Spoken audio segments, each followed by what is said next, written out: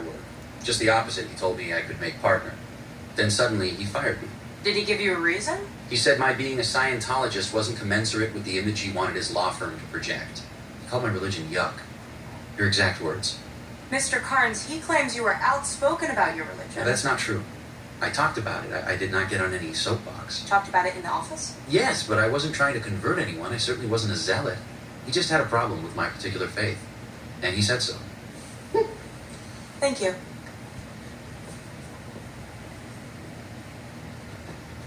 Scientology was invented by L. Ron Hubbard, who started out as a science fiction writer.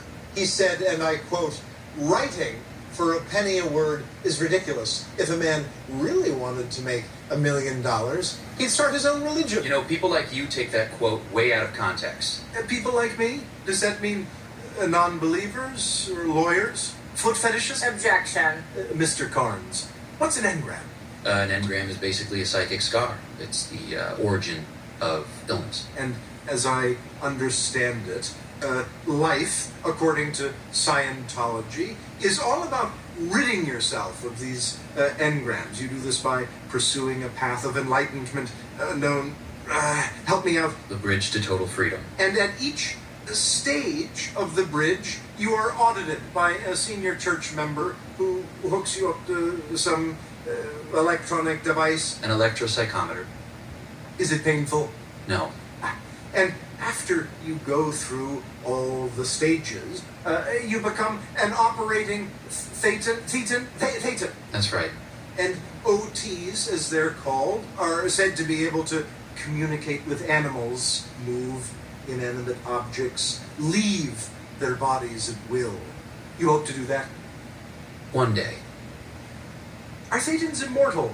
It's been said. Well, in fact, most Scientologists believe Brother Hubbard will return. And Christians believe Jesus will come again. Are they all nuts? Most.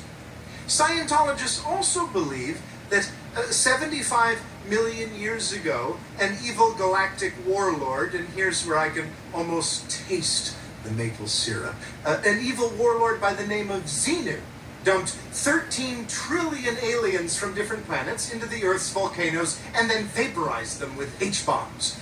You're familiar with this? Yes. And the radioactive souls of these poor, vaporized alien creatures continue to enter into our bodies, implanting engrams and false ideas about Christ and God and psychiatry, and that's why we have to purge ourselves of all of these engrams. Yes. And when one releases an engram, the erasure is often accompanied by yawns or tears, sweat, odor, panting, urine, vomiting, and other excreta. You've heard this? Yes. So basically every time you piss, puke, or crap, you're a step closer to immortality. Objection.